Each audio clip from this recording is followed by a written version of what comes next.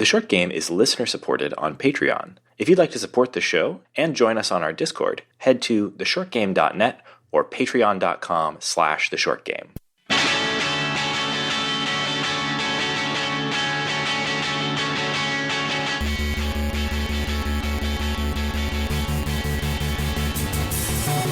Welcome back to The Short Game. This is a show about short video games, games that respect your time. I'm Raygan Kelly, and I am joined this week by my very cool co-hosts, Nate Heininger, and your brother, Shane. And this week we are talking about a game called Jet Lancer. So this is one that I have had on our list, basically queued up and ready to do an episode on for a little while. We've had some stuff like Bird Week and our bundle episode that jumped up and kind of pushed this down the list a little bit.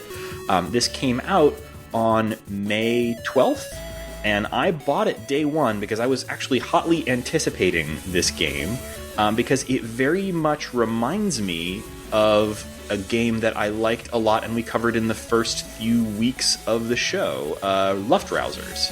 Yeah, I really enjoyed Luftrausers.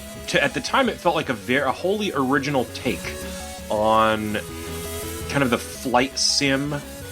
There's very few truly free-flying air combat games that are two-dimensional like that. I think at the time I played Luftrausers, that was the only one of those I'd ever played. Yeah, I definitely played some mobile games at the time that had a similar perspective. I think there was one that I played a absolute ton of called I may get this wrong. I think it was Mini Aces or something like that, or no, Mini Squadron. I was in love with a game called Mini Squadron on the iPhone back in those days. But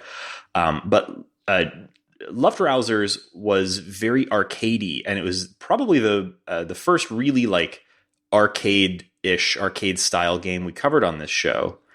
Which is why I think we ended up doing a combo episode between that and something else. I don't even remember what it was. We're talking way back in 2014 or something. Nate, were you on that episode? I don't remember. It's been a long time. I was not. I have not played that game, and I didn't really know much about this game until downloaded and started playing. Glad I did, though. This game was a lot of fun. Yeah, it's super fun. To give you a little bit of an idea, without comparing directly to Luftrausers, which you can be excused for not remembering or not having played.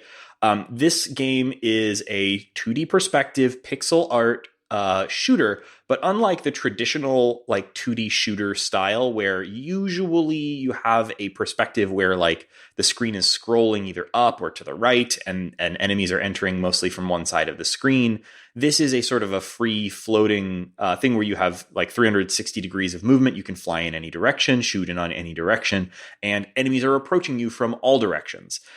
So you're I think of it more sort of dogfighting style air combat, even though it is 2D, than more so than something like Gradius or something like that. I think of this as a little bit in the lineage of games like Time Pilot, if you are familiar with that from way back, the old Konami shooter. That I love Time Pilot, one of my favorite old 80s arcade games. Yeah, I think the dogfighting element of this game actually was one of its most successful pieces, because you can see the whole ship around, in front, behind, top, and below, unlike most flying games where you're just looking straight ahead. I really enjoyed the fact that you could see a ship right behind you, a plane right behind you, chasing you, tailing you, and trying to pull off those sick maneuvers that we've all seen over and over, where you slam on the brakes, let them fly over you, flip around, shoot them down, all the fun dogfighting things that I find really challenging to do in most flight games were a lot easier to do because I could see everything, and it was really nice. That's a really good point, and it's sort of the same distinction that I make between why I really love 2D platformers and have an extremely hard time playing or enjoying 3D platformers, is that sort of full 360 degree awareness, right? Having not having to deal with actual camera control makes a huge difference. Being able to see both in front of and behind you for a pretty long distance, it just makes an enormous difference. Well, and comparatively speaking, your plane is really small on the screen, so you really see a huge amount of space around you, which I think is great for this sort of game where you feel like you have a lot of room to play in. You can see the enemies. You have a little bit of time before they get to you. I liked the overall size and scale of how this was set up. Yeah, totally. It also kind of, I mean, here we're continuing to compare it back to games that are old and our listeners may or may not be familiar with. Shane, you and I, when we were kids, played an absolute ton of Escape Velocity. Yeah, so that's a great touchstone here for this little tiny genre of these multi-directional shooters, where I have played a lot more shooters where you're moving like left to right in the classic shoot 'em up style.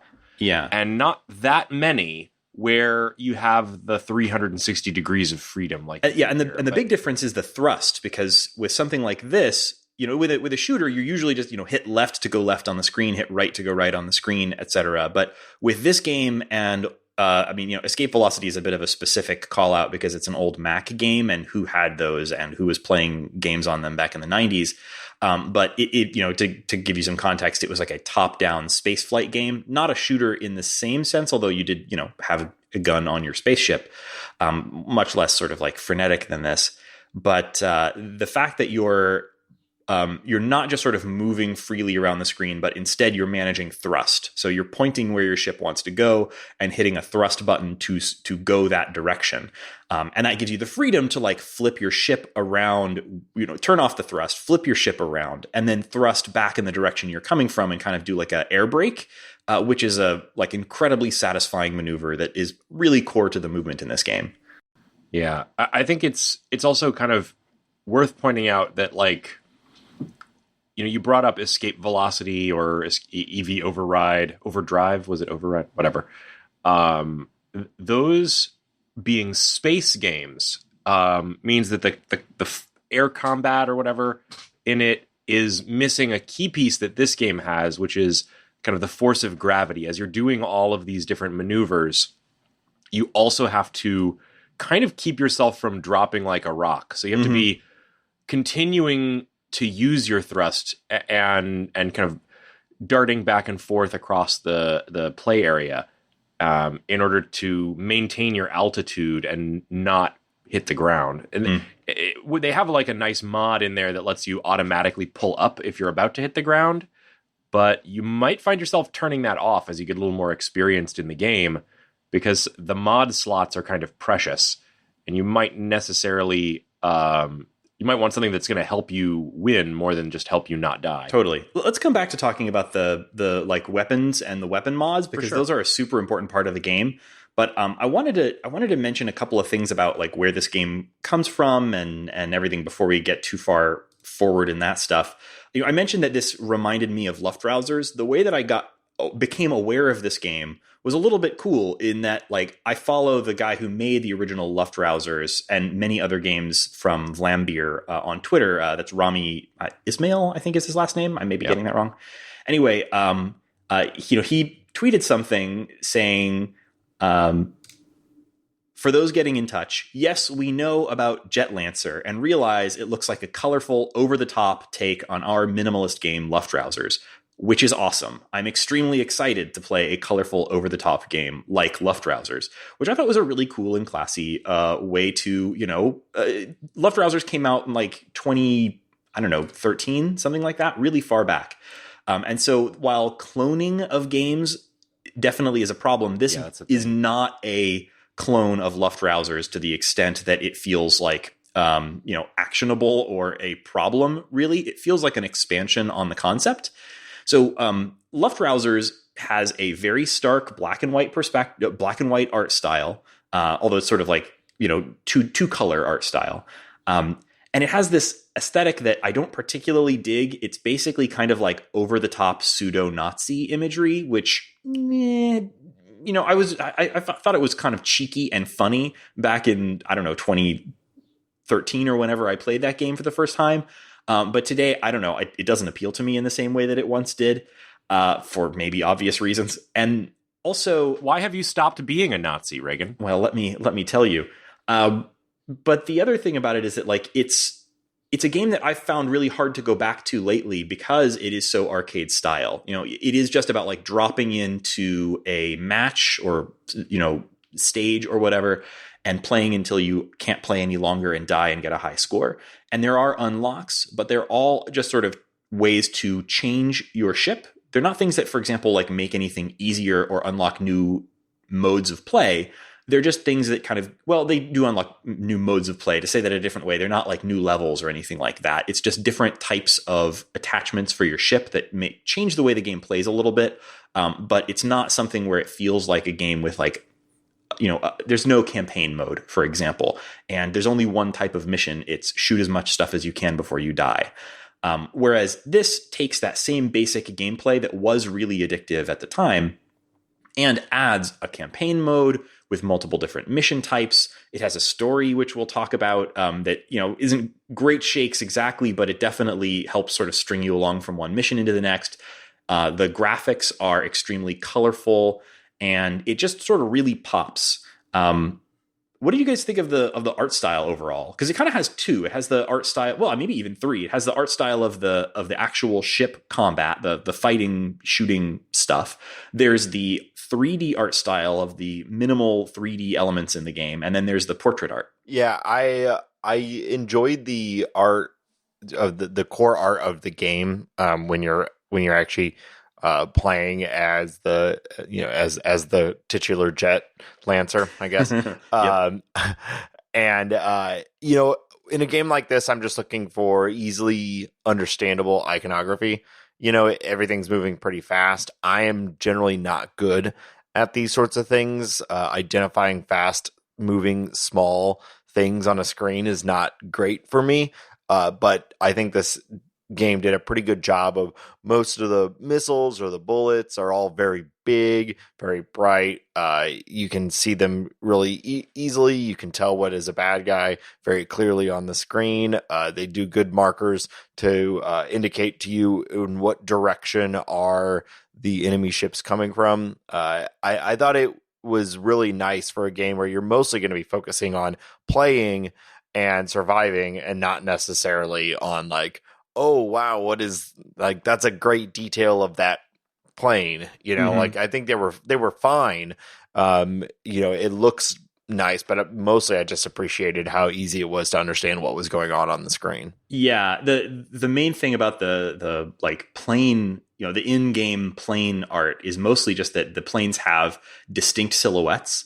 Because there's different types of planes mostly that kind of have different movement styles or different AIs or different weapons.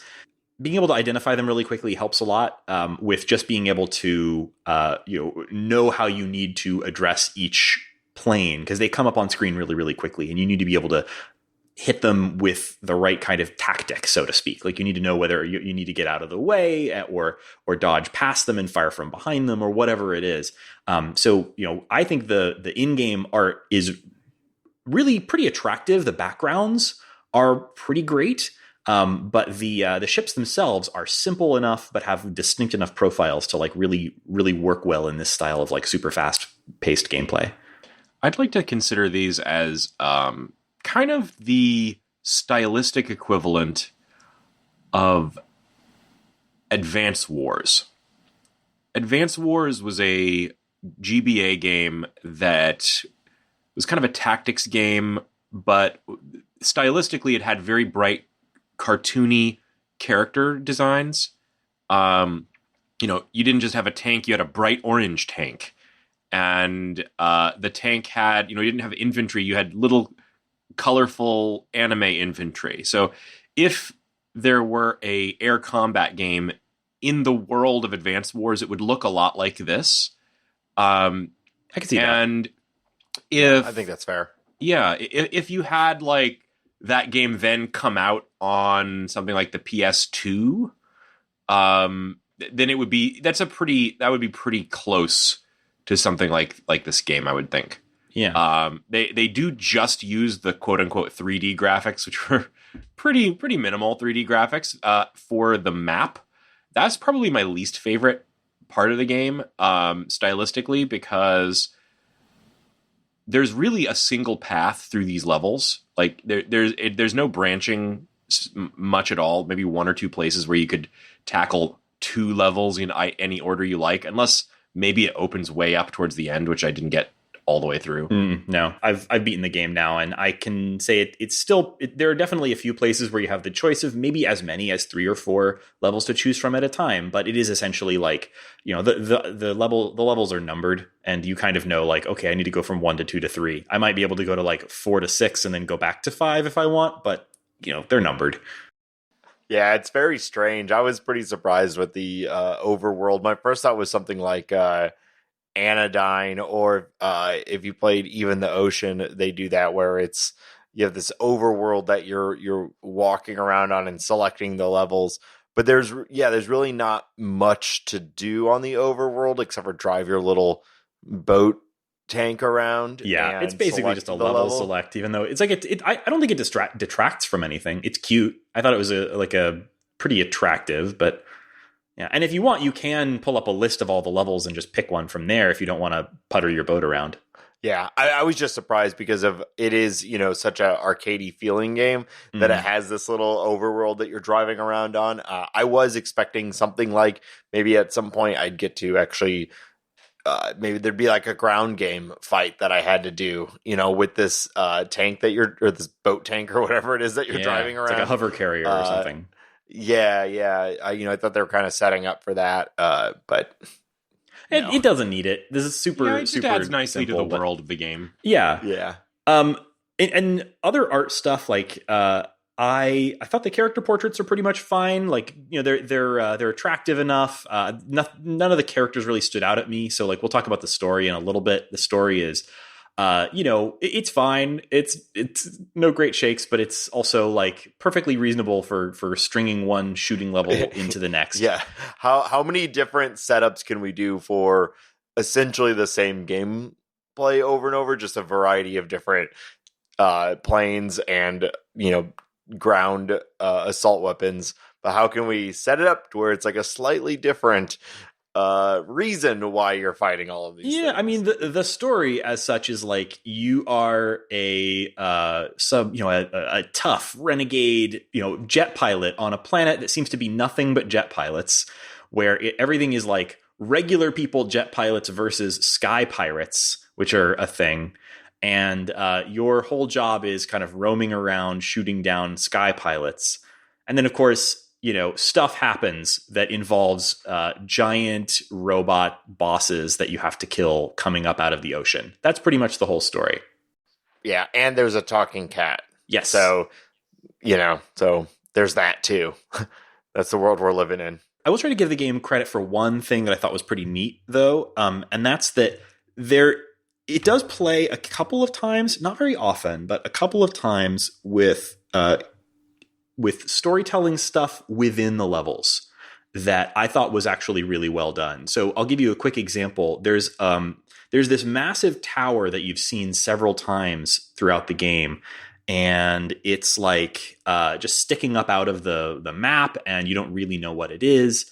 And there's a scene that's like happens in a sort of visual novel style, so not like with your character present or anything, but there's a scene where you see like your rival negotiating with evil AI to like unlock it or something, and you don't know what actually don't know exactly what happens at the end of that scene. But then during the next level, which takes place during an air show, so unrelated to the previous scene, you see that massive sort of technological pillar in the background. And as you're doing this air show where you're just like shooting things down and flying around, suddenly in the background, that tower starts to hover up out of the ground. And then there's a massive explosion. And suddenly you're fighting, I forget, like robots or something.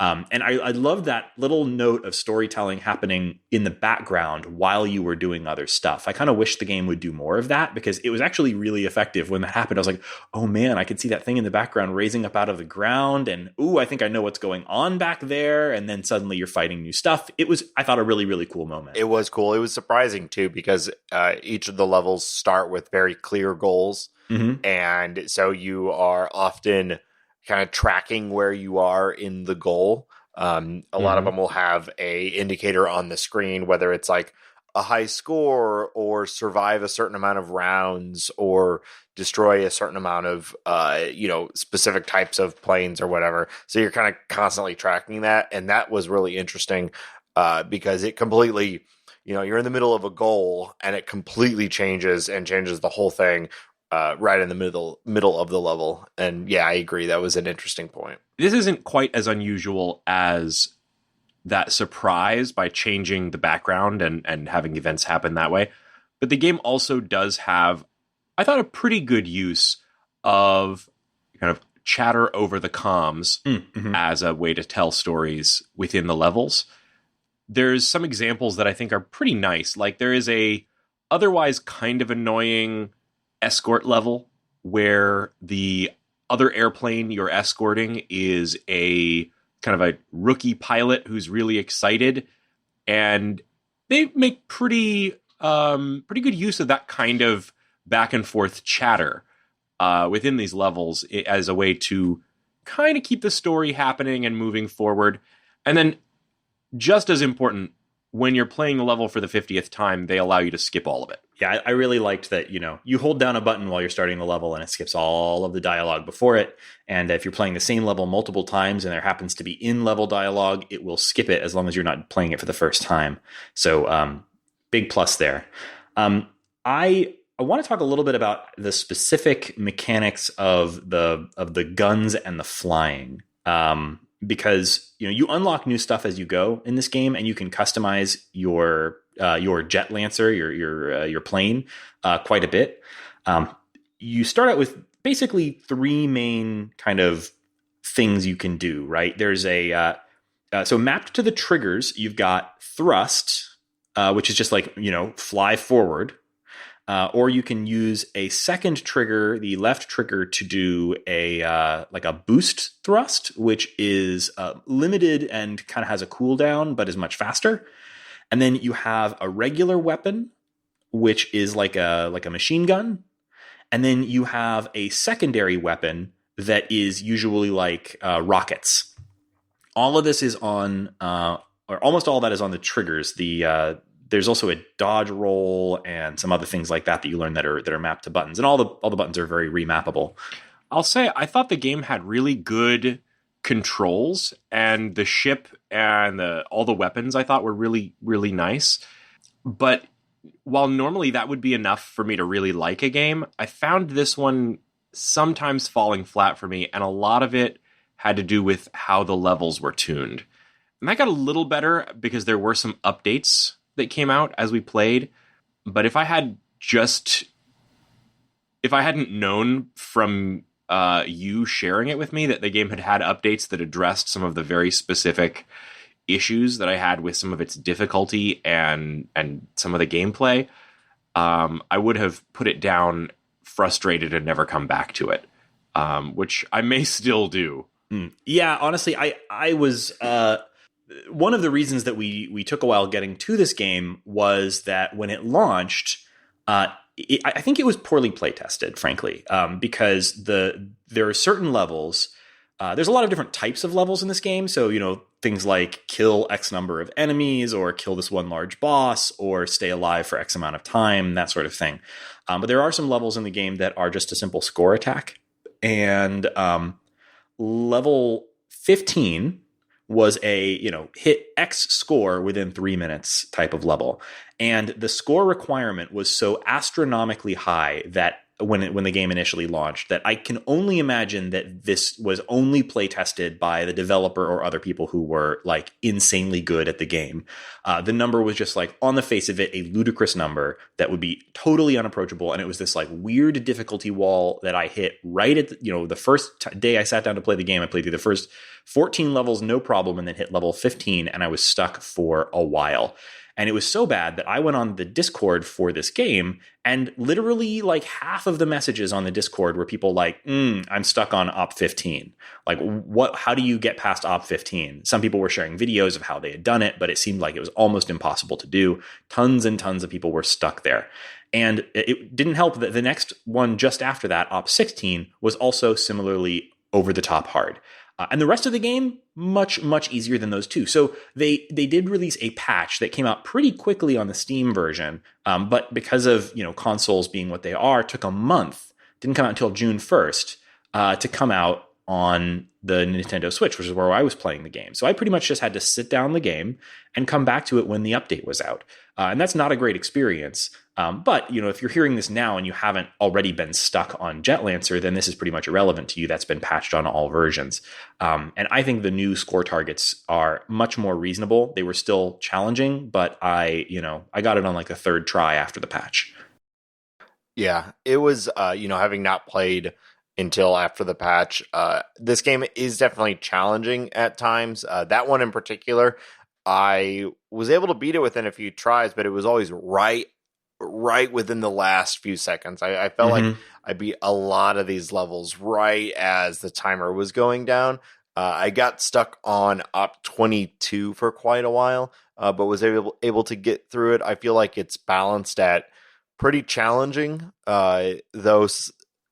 It definitely, some of them, maybe it's intentional, maybe it's like a pacing thing, but it definitely feels like some of them are like, yeah, you're probably going to beat this on your first try, and then some of these, it's going to take you 3, 4, 5, 6, 7, 8 tries. Maybe it was just my individual skill level, but I definitely found some I would ace no problem, and then some, it just took me forever, and I couldn't really identify any clear reason why one was more or less challenging. Yeah, it did seem pretty odd, and frankly, I felt pretty broken at the beginning. Having that patch really helped.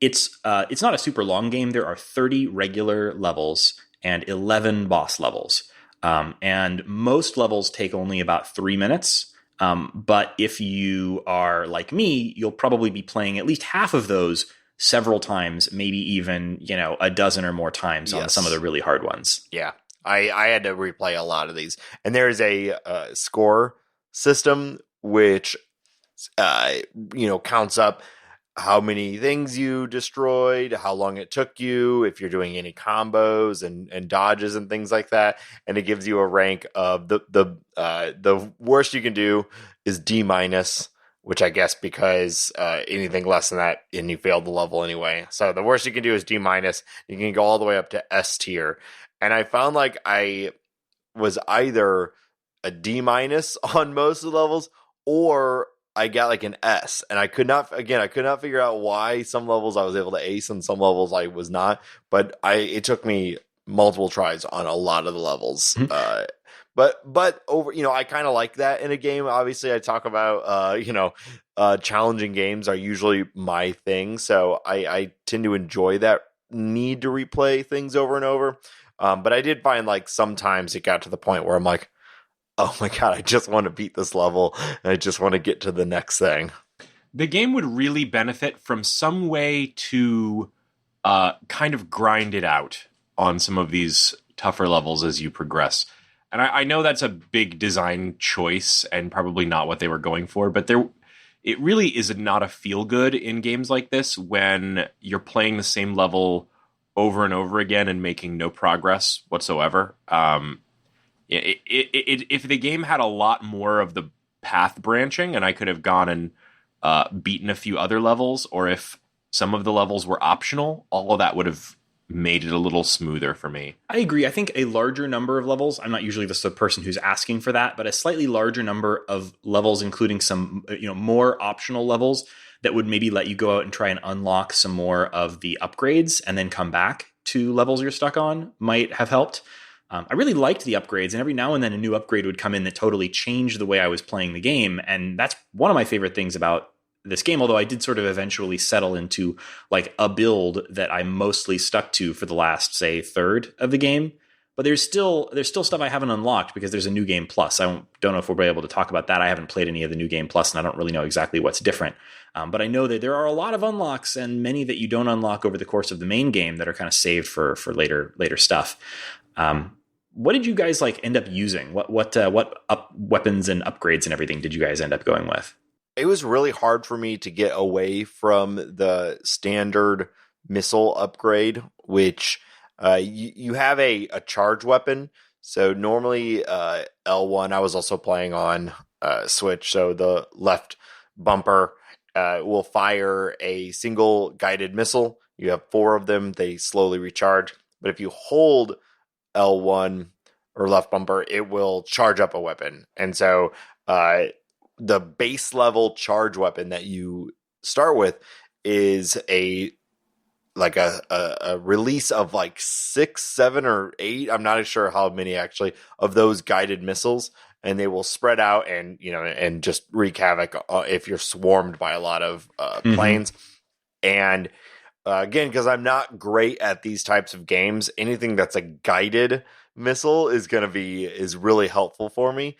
So I tended to bounce between the swarm of guided missiles and the drones that you can release, and it's like 3 orbs that set up in a triangle, and they'll shoot basic fire at anything that enters into its range. And so that was really helpful. So kind of depending on what the level was, if it was a whole lot of small things, I would use the guided missiles. If it was some sort of boss or just mini boss thing where you're taking down like individually larger things, I actually liked to take the drones and set those right on or near the bigger boss, and they would just unload and make it a lot easier.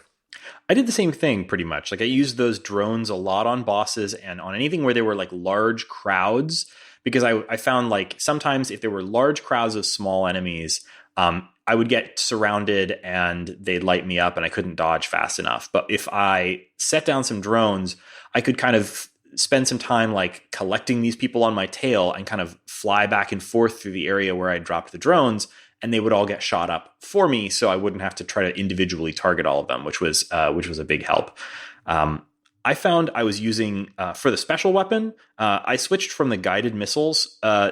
There's a couple others. There's unguided missiles, which mostly are just like they fly straight, but they pack a slightly bigger punch, and also you get a higher score for using unguided versus guided weapons.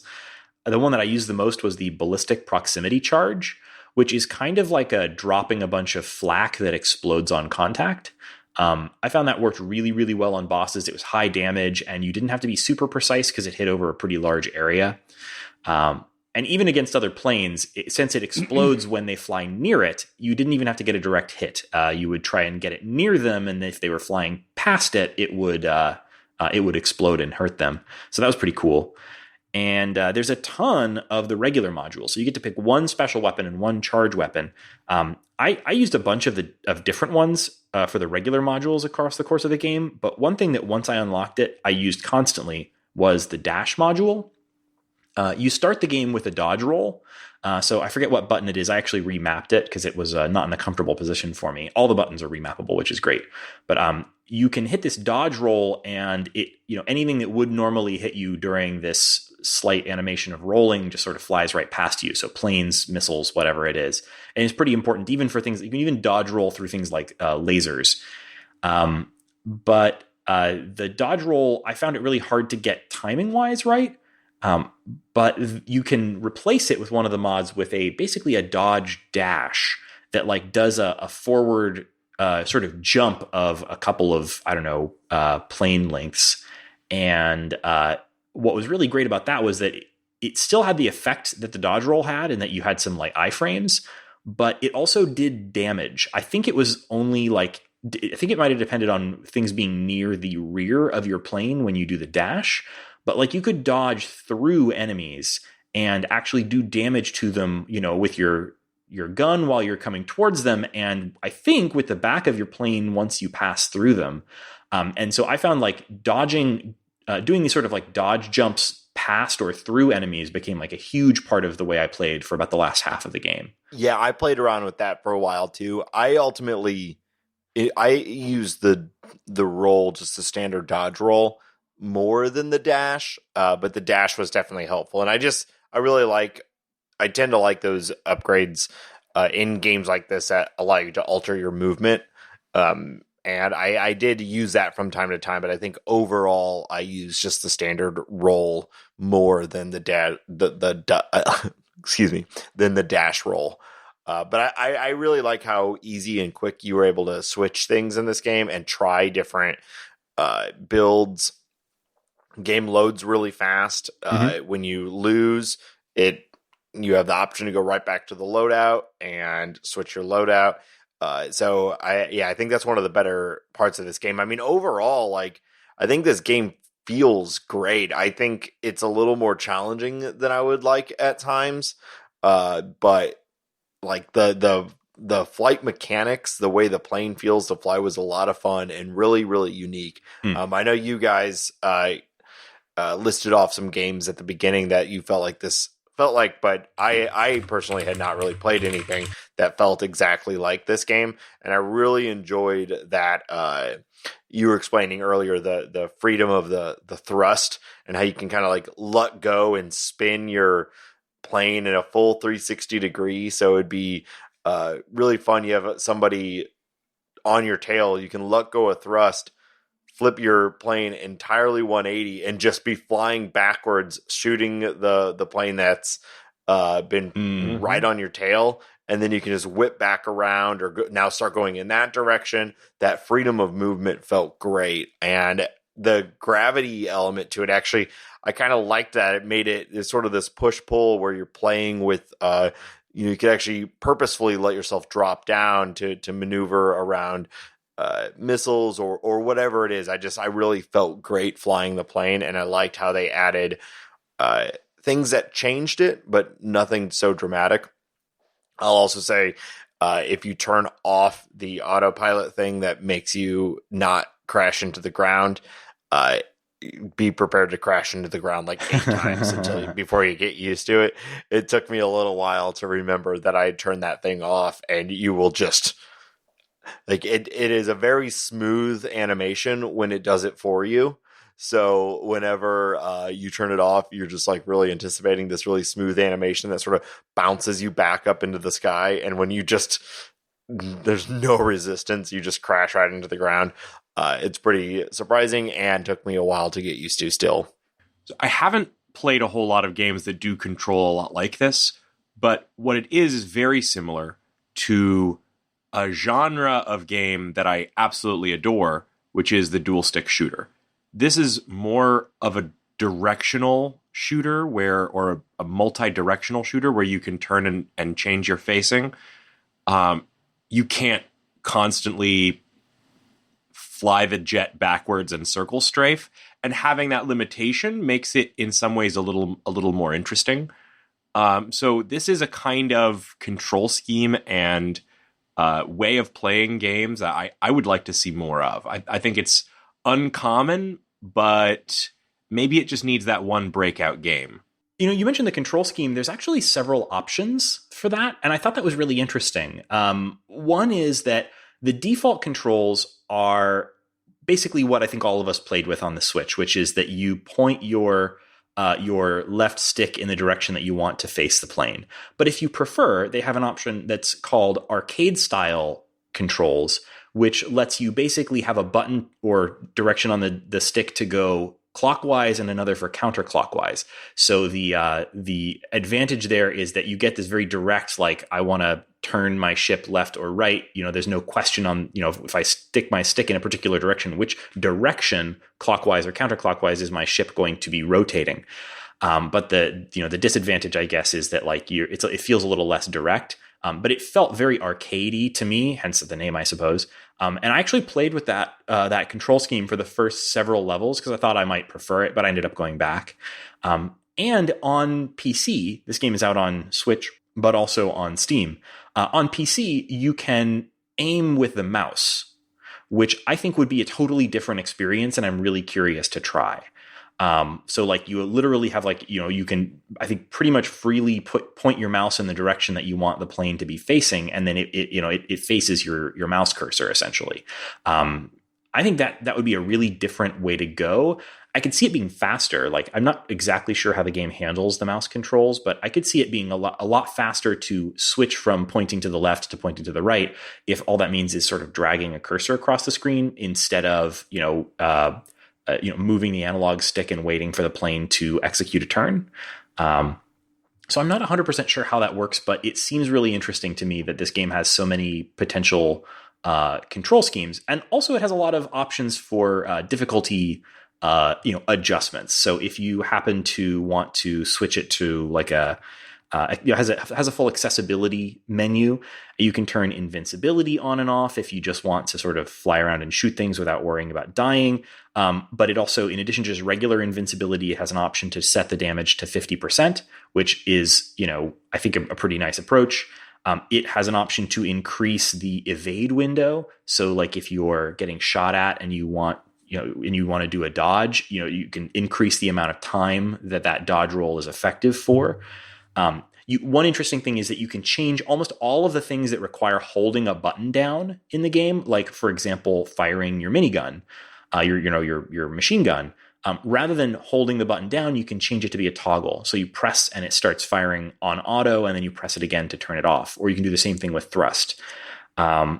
So those are all, I think, pretty important accessibility options, both from a potentially people who might have manual dexterity problems, but also just from like a game design, like ease of use. When I got to that level where I was really, really stuck for a while, if I had known that there was not a patch coming, I would have turned the difficulty to half, no question, and would have continued through the game and would have been glad that option existed for me. And I messed around with the option to turn the gun to a toggle instead of to holding a button down, because there were a couple of times when my hands got tired and I switched it to use a toggle for a while and then I switched it back later. So I really appreciated those accessibility options and that they were really clearly and easily displayed. And they have some other options too, like turning off strobing effects or screen shake that are also potentially important for folks with different needs. So I really appreciated that stuff was all there, and it doesn't require, for example, like resetting your game to do it. You can even change most of that stuff while you're in a level. Yeah, I didn't play around with that very much, though. As you list some of those things out, I'm like, oh, that would have been nice, except for the level where you can't make too much noise. So don't turn on the toggle your gun on and off switch when you can't fire your weapon for more than like 3 seconds at a time. That level was very weird. Not my favorite. I could see why they went with that. Like, they were trying to find every potential variation on the basic gameplay. And some of those variations were very creative and cool. But like that one, I could have gone without that one. Yeah. I think that is a good example of the creativity in the level design here. That one thing I will say for this game is that basically no two levels have identical goals. Mm-hmm. There are a lot of different things that they throw up in your way. And so, yeah, there's a lot of variation. Now, that doesn't mean that I liked all the levels, but they were all pretty unique. Yeah. I also want to talk a little bit about the music of the game, which I thought really ruled, and really this game could have had a lot of different sort of vibes. You know what I mean? Like, it could have felt a lot of different ways. But the fact that they took this game that, very similar to Luftrausers, that had this like drum beating military music, drab graphics, intentionally drab, and sort of Nazi iconography, and they splashed it with like bright blues and hot pinks, and they gave it a soundtrack that sounds a little bit like, I'm not exactly sure how to describe the sort of main theme. It's kind of like a chiptune inflected rock kind of thing.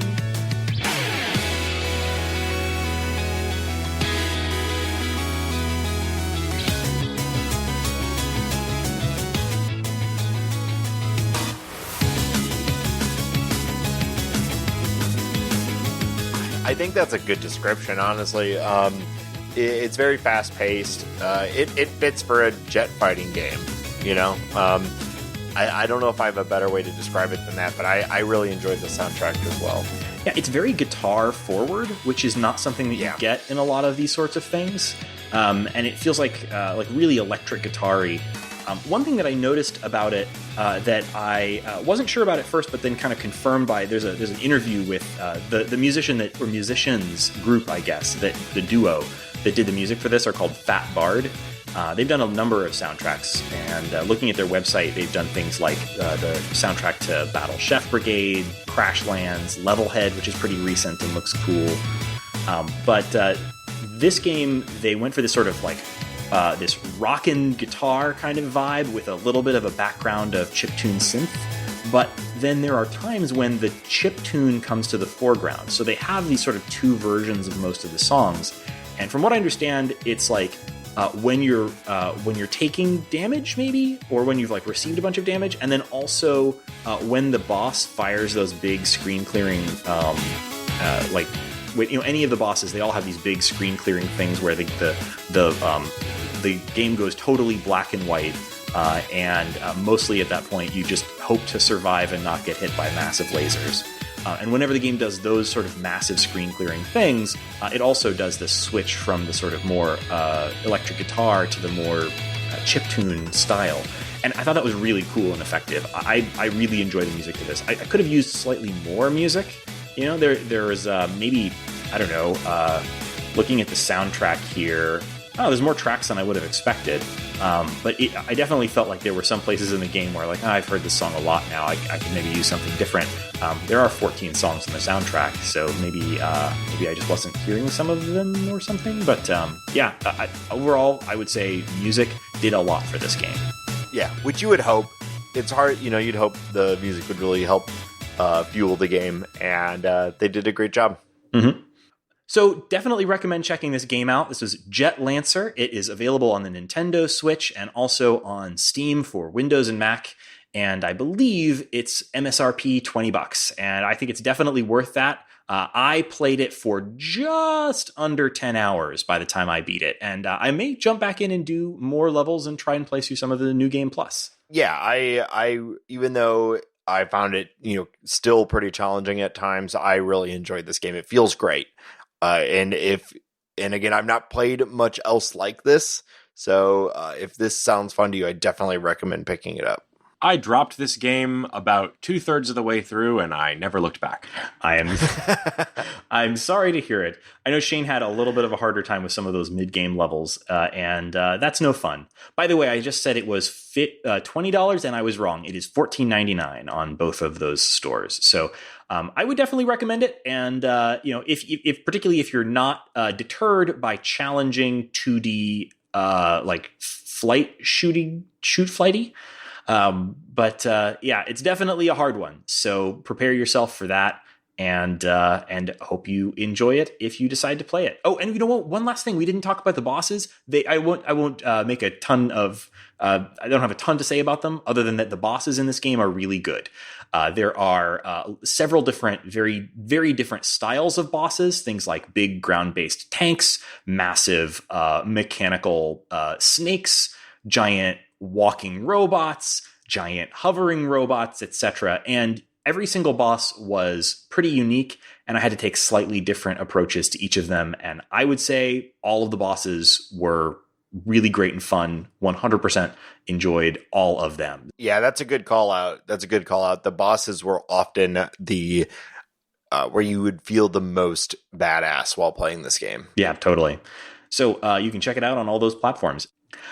So it's been a little while since we did one of these, but I'll bring back our classic segment, What's Making Us Happy This Week? So Shane, what's making you happy this week? What is making me happy this week is going back and replaying Hollow Knight. Ooh. We covered Hollow Knight all the way back, I think when it launched on Switch, which was like 2017. And I got like very close to the end of that game and didn't finish it because I like to play a bunch of new stuff all the time for the show. But they're getting ready to release the new game from Team Cherry. It's called Silk Song, which is a sequel to Hollow Knight, maybe a prequel. I haven't really figured out that much about it. They did a really wonderful job with Hollow Knight, continuing to add content and refine the game over time. So now that I've come back to the game, I started by just starting a fresh save and playing through the intro section to that game again. And it still, I maintain, has one of the best openings of any of these Metroidvania style games. It really gives you a really interesting world to explore, and they don't signpost it too much. There's different ways you can do it. And so after about 10 hours in the game, I was in an area that I had never touched in my first playthrough that I spent over 40 or 50 hours in. Wow. Right? So So that part is just wonderful.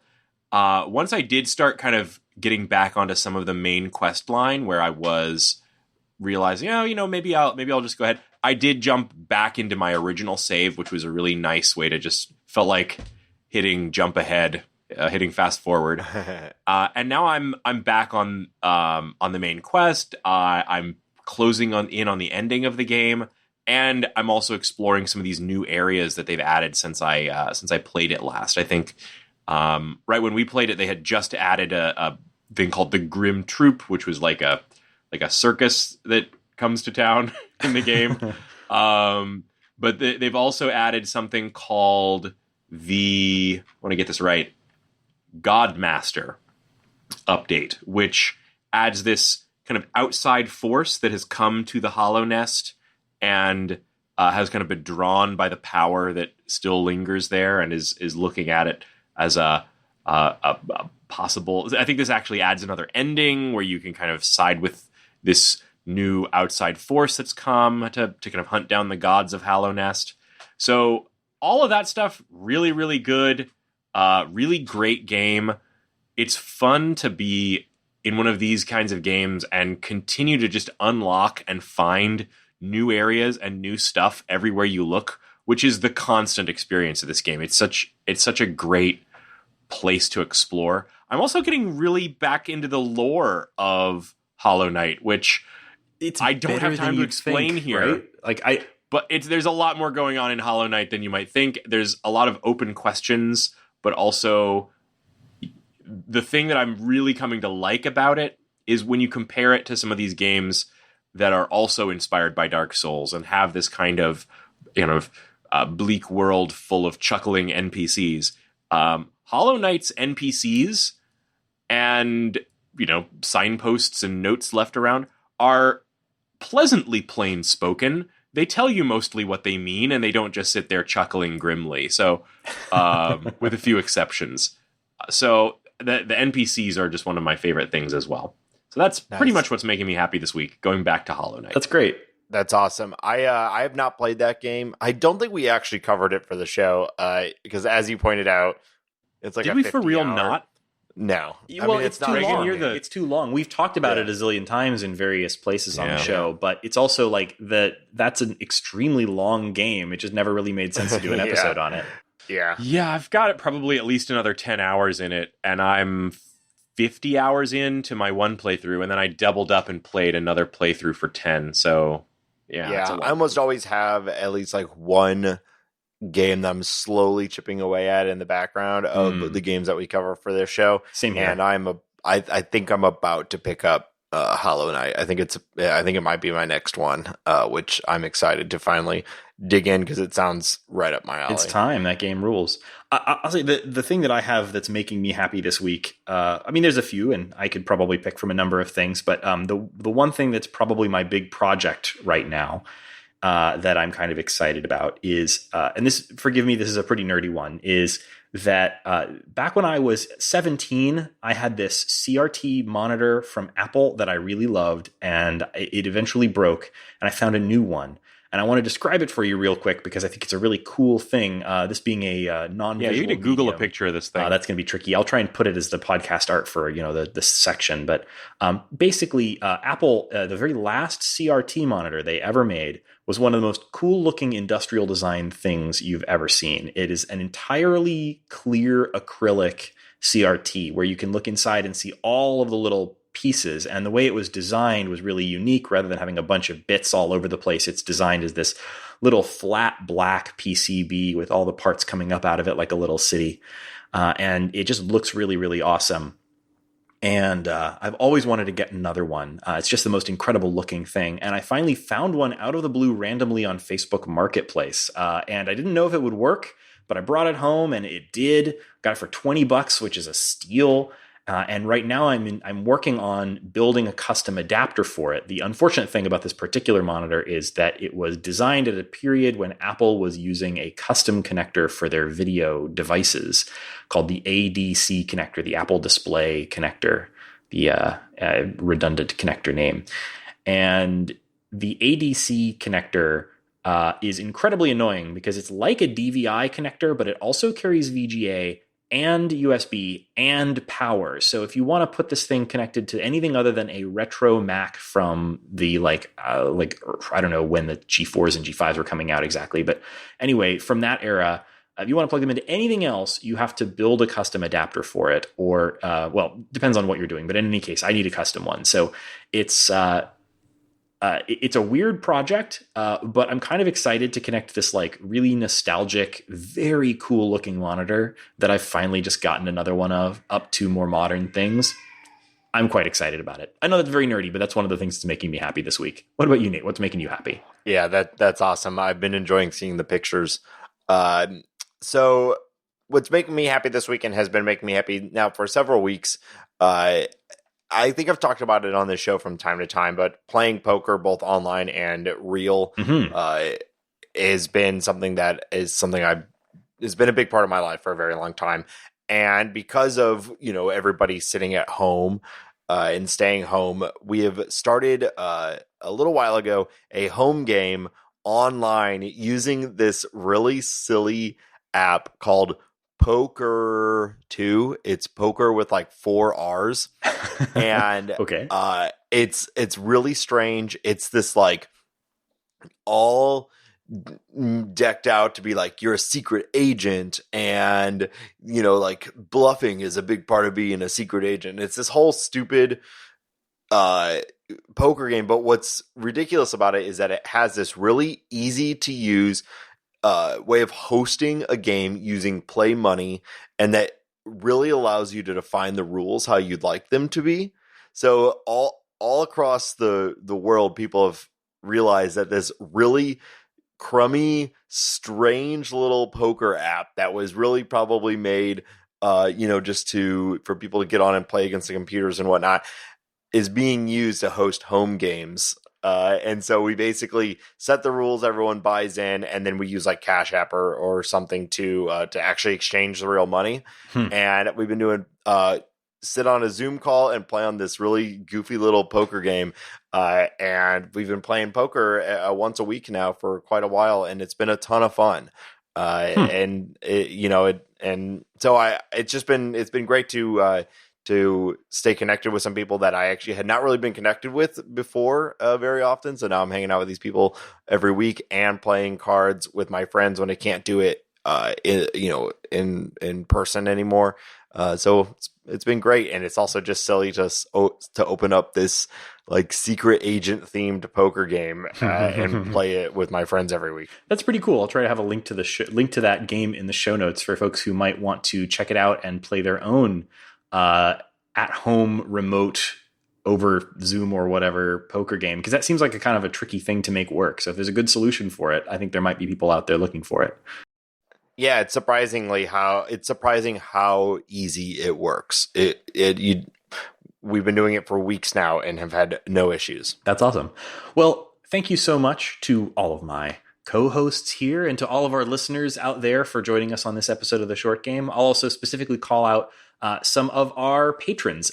If you didn't catch the beginning of the show, we are supported by our listeners on Patreon, and every one of our patrons at even $1 a month or any amount gets immediate access to our Discord, where we talk about the games that we're playing.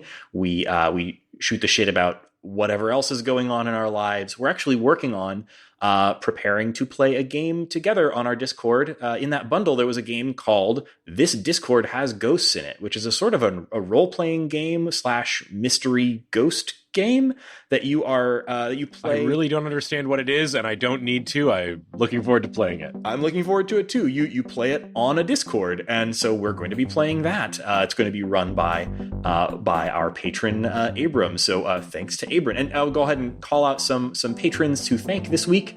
And apparently, I just alphabetized this list. I didn't realize. So Abram, Simons, Aiden, Hanlon, Andrew, Epic, and Andrew Foy. We have 2 Andrews there. Thank you so much. to all of those A names, and we appreciate your supporting us on patreon.com/theshortgame. You can also find us on the internet, www.theshortgame.net. There's a contact form there if you want to get in touch that way. Or you can find us on Twitter @_shortgame. You can find me on Twitter as well, @RayganK. That's RayGanK. Shane, where can people find you? You can find me on Twitter @8bitshane. And Nate, where can people find you? You can find me on Twitter @NateSTL. I would also like to call someone out whose name begins with an A. Andy's the Guy left us a 5-star review on iTunes. Subject, the best kind of games. Well, Andy's, you're the best kind of guy. Thank you for the review. Said some very nice things. It's a great way to support the show. Helps us show up in search engines and whatnot. So thank you, Andy's, and to anyone else who's left us a review. And if you have not, we really appreciate it. Yes, thanks very much. And thank you to everyone who listens to The Short Game.